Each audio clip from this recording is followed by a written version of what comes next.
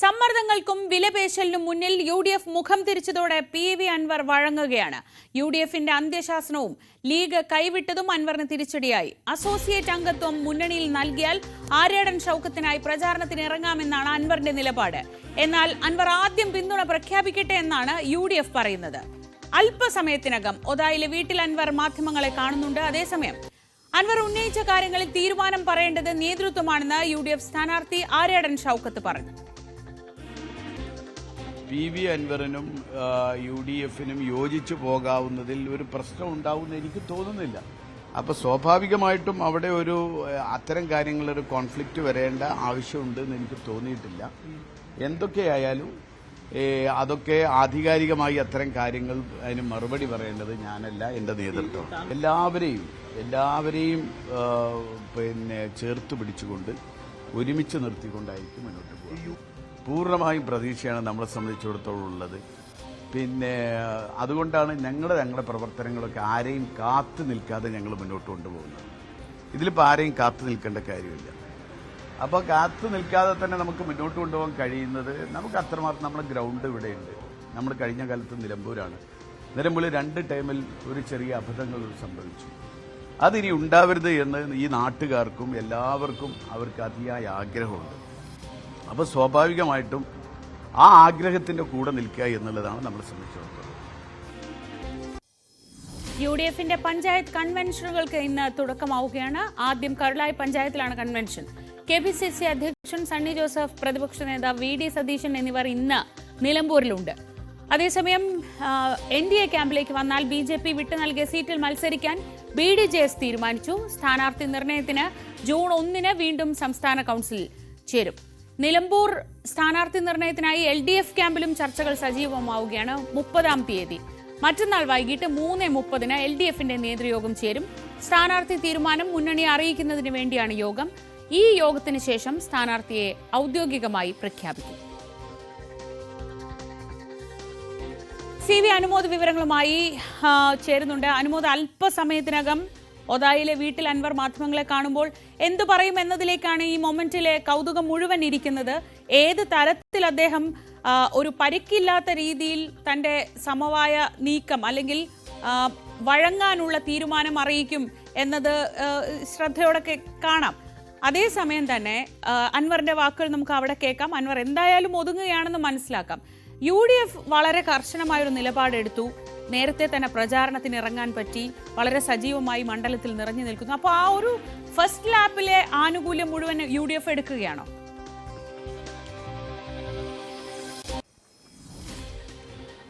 ശ്രീജ, നേരത്തെ സ്ഥാനാർത്ഥിയെ പ്രഖ്യാപിക്കാൻ കഴിഞ്ഞതുകൊണ്ട് തന്നെ പ്രചരണ രംഗത്ത് ഏറെ മുന്നിലെത്തുവാൻ യു.ഡി.എഫിന് സാധിച്ചിട്ടുണ്ടെന്നുള്ളത് വളരെ വ്യക്തമായ ഒരു വസ്തുതയാണ്.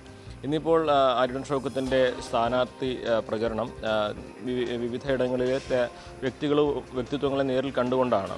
മണ്ഡലങ്ങൾ തിരിച്ചുള്ള, പഞ്ചായത്തുകൾ തിരിച്ചുള്ള പ്രചരണത്തിൻ്റെ ഘട്ടമാവുന്നുള്ളൂ. പക്ഷേ ഓരോ മേഖലയിലെത്തി അതാത് മേഖലയിൽ കാണേണ്ട ആളുകളെ നേരിൽ കണ്ട് വോട്ടഭ്യർത്ഥിച്ച് അത്തരത്തിൽ ആണ് അദ്ദേഹത്തിൻ്റെ പ്രചരണം. അത് തുടങ്ങിക്കഴിഞ്ഞിട്ടുണ്ട്. അദ്ദേഹം ഇപ്പോൾ ചുങ്കത്തറ മേഖലയിലേക്കാണ് പോയിരിക്കുന്നത്. പിന്നെ വഴിക്കടവ്, അത്തരത്തിൽ ഉച്ചവരെ ആ സന്ദർശനങ്ങൾക്കുള്ള സമയമാണ് നീക്കി വച്ചിരിക്കുന്നത്.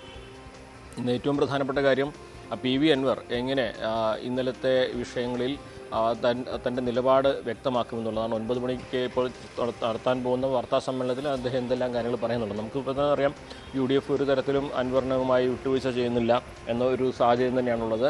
ആ ഘട്ടത്തിൽ അൻവറിനെ സംബന്ധിച്ച് വി.ഡി. സതീശൻ മുന്നോട്ട് വെച്ച ആ ഒരു ഉപാധി, ആദ്യം തെരഞ്ഞെടുപ്പിൽ സഹകരിക്കട്ടെ, പിന്നീട് യു.ഡി.എഫ് അൻവറിനെ പരിഗണിക്കും എന്ന തരത്തിലുള്ള ഉപാധി സ്വീകരിക്കുകയാണ് നിന്നു പോകണമെങ്കിൽ മുന്നോട്ടുള്ള വഴി.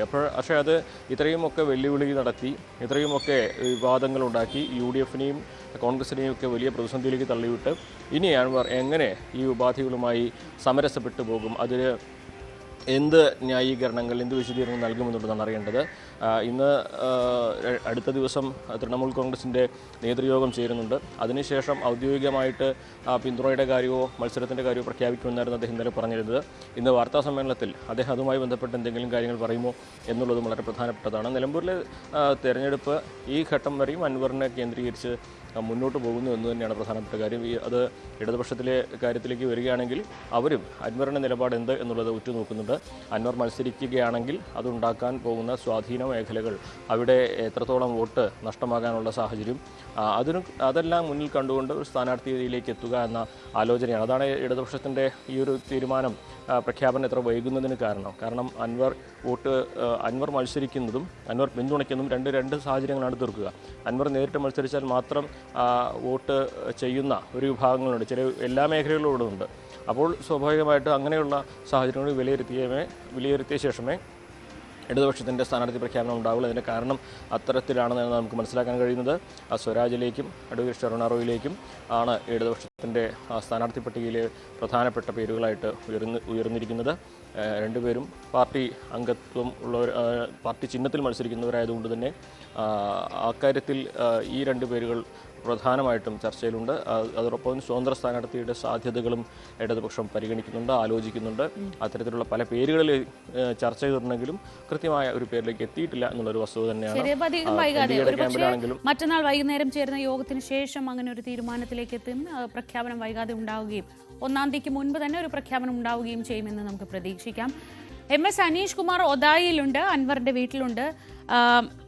അനീഷ്, ഈ എന്താണ് പറയാൻ പോകുന്നത് എന്ന് നമുക്ക് ഏതാണ്ട് അറിയാം. പക്ഷേ അതെങ്ങനെ പറയും എന്നതിലാണ് അൻവറിന്റെ കാര്യത്തിൽ കൗതുകമുള്ളത്. തനിക്ക് താനല്ല സമ്മർദ്ദത്തിലായതെന്ന് തെളിയിക്കേണ്ടത് ഇപ്പോൾ അൻവറിന്റെ ഉത്തരവാദിത്വമാണ്. അവിടെ വാർത്താ സമ്മേളനത്തിനുള്ള തയ്യാറെടുപ്പുകളെല്ലാം ആയോ?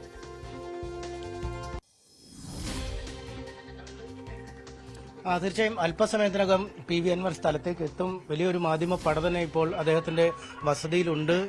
9 മണിക്ക് തുടങ്ങുമെന്നാണ് അറിയിച്ചിരുന്നത്, പക്ഷേ അല്പം വൈകുമെന്ന് അറിയിച്ചിരിക്കുന്നു. ഉടൻ തന്നെ അദ്ദേഹം ഇവിടെ എത്തുമെന്നാണ് അറിയിച്ചിരിക്കുന്നത്. എന്തായാലും ഒറ്റ കാര്യം മാത്രമാണ് ഇന്നലെ UDF നേതാക്കളുടെ വാർത്താ സമ്മേളനം കഴിഞ്ഞപ്പോഴും പ്രസക്തമായിരുന്നത്. ആരാദ്യം പറയും.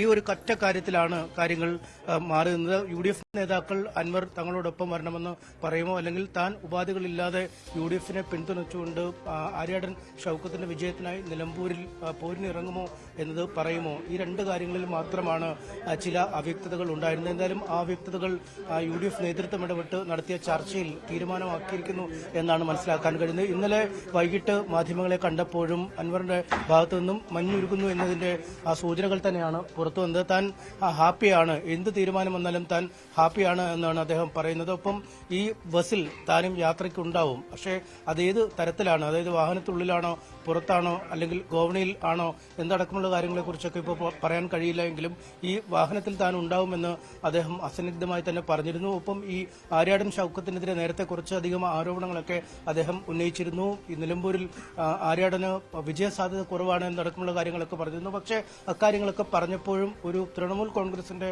കൺവീനർ എന്ന രീതിയിലാണ് താൻ അഭിപ്രായം പറഞ്ഞത്. മറിച്ച് UDFന്റെ ഭാഗമായാൽ, നിലവിൽ താൻ UDFന്റെ ഭാഗമല്ല, അസോസിയേറ്റ് മെമ്പറായി പോലും UDFൽ ഉൾപ്പെട്ടിരിക്കുന്ന കക്ഷിയുമല്ല TMC. അതുകൊണ്ട് UDFന്റെ ഭാഗമല്ലാത്ത ഒരു ഘടകകക്ഷിയുടെ ഒരു കക്ഷി പറയുമ്പോൾ അത് ആ തരത്തിലാവും പറയുക. പക്ഷേ UDFനുള്ളിൽ വന്നു കഴിഞ്ഞാൽ തന്റെ വാക്കുകൾ ആ രീതിയിൽ ആയിരിക്കില്ല എന്നടക്കം അദ്ദേഹം പറയുകയും ചെയ്തിരുന്നു. എന്തായാലും ഒരു മഞ്ഞുരുക്കത്തിന്റെ സൂചനകൾ നൽകിയിരുന്നു. അദ്ദേഹം വീട്ടിലേക്ക് എത്തിയിരുന്നു. രാവിലെ പുറത്തേക്ക് പോയതാണ്. അല്പസമയത്തിനകം ഇവിടേക്ക് വരും എന്നാണ് നമുക്ക് മനസ്സിലാക്കാൻ കഴിയുന്നത്.